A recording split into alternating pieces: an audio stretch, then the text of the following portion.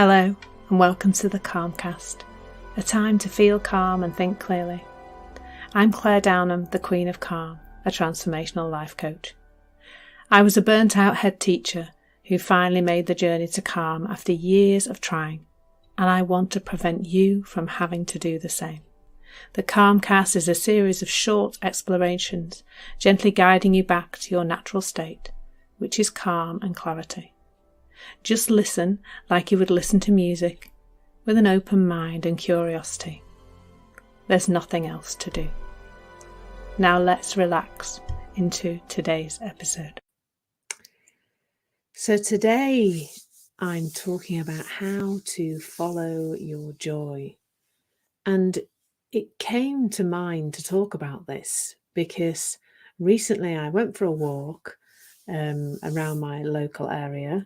And I noticed flowers in bloom. So, it's the middle of November, and I noticed roses that were blooming and a hyacinth, I think, although I'm not 100% sure of my plant names. But I was kind of under the impression that those things were not supposed, in inverted commas, to be in bloom at that point. But what that made me think was that nature doesn't care, does it? Like, it doesn't care that I'm thinking you're not supposed to be in bloom right now. It doesn't care that other plants of the same nature are not blooming.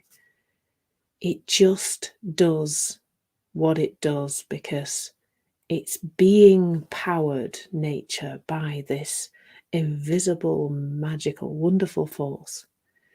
And where I'm pointing to today is for you to see that that is exactly the same force that is powering you too. And that's the force that often brings about a feeling of joy. It's that little voice inside you that says, go this way, move this way. But the trouble is that it's not the only voice in there, is it? Have you noticed? There seems to be multiple little voices in there, doesn't there, in our heads? Because once we've heard the little voice saying, follow your joy, go this way, this is the next step, invariably a much louder, shoutier, more determined voice comes in and says all sorts of things about why not.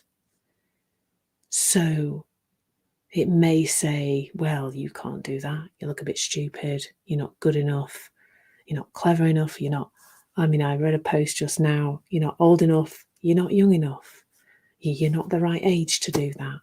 Brilliant. That's one of those voices, isn't it, that comes into our heads to tell us why we can't follow our joy. And I don't mean chasing happiness. It's not the same thing. I mean that in this present moment, when something comes through you and it has that feeling of, yes, that's the way to go. But then that niggly old Nelly, she comes in, doesn't she? Says, you can't do that, you're going to look stupid, or whatever your little voice says. And that stops us.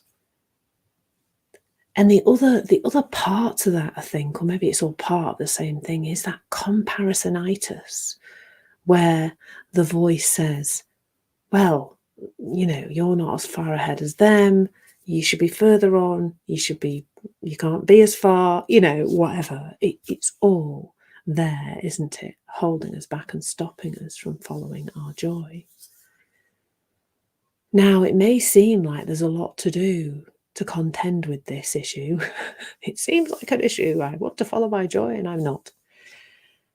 And in order to notice it. Notice whether or not you're following your joy. You may be procrastinating. You may be thinking lovely thoughts about doing wonderful things and then not doing them.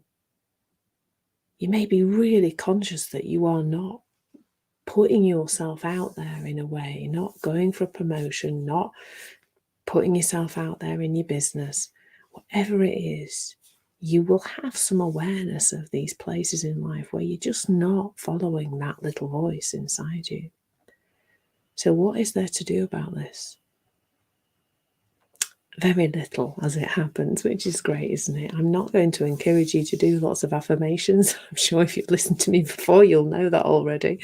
I'm not going to say this is about changing your thinking and having more positive thinking. It's about awareness. Because you will notice, if you really connect to it, that the little voice of wisdom, the intuition, comes with a lovely feeling. And that's why I'm talking about following your joy, is because it comes with a joyful feeling in the moment, not somewhere in the future I'm going to get a joyful feeling. That's different. But that feeling of wisdom, that feeling of intuition, that feeling of your inner guidance, your inner voice feels, wow, yes, it has that. And it can sometimes be quite fleeting, because very quickly the don't, you can't do that, Niggly Nelly comes in. And the way to be more in a place of following your joy is really only to not listen to that voice, to ignore it, really. Now, the way to know that it's there is that it comes with a really icky feeling, or it comes with those behaviours I've just talked about. It comes with procrastination, feeling stuck, feeling like you don't know what to do next, feeling like you've got this dream and yet you're being sideswiped all the time away from it. And really all that is required is awareness and giving yourself time. When you think about it, the Niggly Nelly voice has been there a long time. They've been running the show for a long time. Right from when we were really little. I was chatting to my stepson this morning, and he's got into a little bit of a habit of just moaning about all sorts of aches and pains he's got. I ask him to do something physical, and he's like, oh, I'm hurting, and we chatted this weekend, and he's just got into a habit, because when he does that and his mum's listening, she gives him love and attention. And he's 10, and he could see it when we chatted about it. He said, yeah, that's it. That's what's happening. And all it takes is a bit of awareness, which is what I said to him. I said, just be aware when you've got a little voice that says you can't do this physical thing. Because you can, your body's strong and healthy. And that's really, that's beautiful for us, isn't it? To know that if you can stand at the computer, you can do a live video. You can even sit down and do it. I happen to stand up. This is my standing phase of the day. I tend to sit down as the day goes on, but more. But you can fill in an application form and apply for a promotion. You can pick up the phone and make a call. You can send a message. Whatever it is that you are not following, you can start an amazing new project. It's all there. That little voice, the one that tries to squash you from following your joy, does not know what you are capable of. Ever. It just doesn't know. And that's really revolutionizes how you relate to the space in your head, how you relate to the noise in there. And it's all wisdom, because you are always being guided. If it's coming with an uncomfortable feeling, it means you've got unhelpful, uncomfortable thinking. That thinking which is having you divert from your path of joy, from following your joy. And all it takes is just a bit of awareness. And sometimes what I'm noticing is a bit of pushing through it. There's an icky feeling. It's kind of trying to hold you back. You may have to just off I go. And you'll be amazed what happens when you take that little bit of action. And you'll know when it's time to do that. Because when you do, you will come into this lovely feeling. Follow, Sydney Banks used to say, follow the good feeling.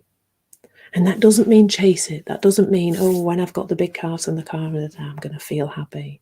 It's not that. It's following the good feeling. And if you're not in that good feeling, find a way to give yourself a moment, whatever makes sense to you, from that place of knowing that that is passing through you, that uncomfortable feeling and the grotty thinking that comes with it. So I hope you have a super joyful day and follow your joy today. And lots of love from me. Have a good one. Thank you so much for listening. There's nothing to do now but bring some awareness to how this is working out in your life. Listen regularly to experience longer and longer periods of calm. This has been the Calmcast with Claire Downham, Queen of Calm. Take care and keep listening.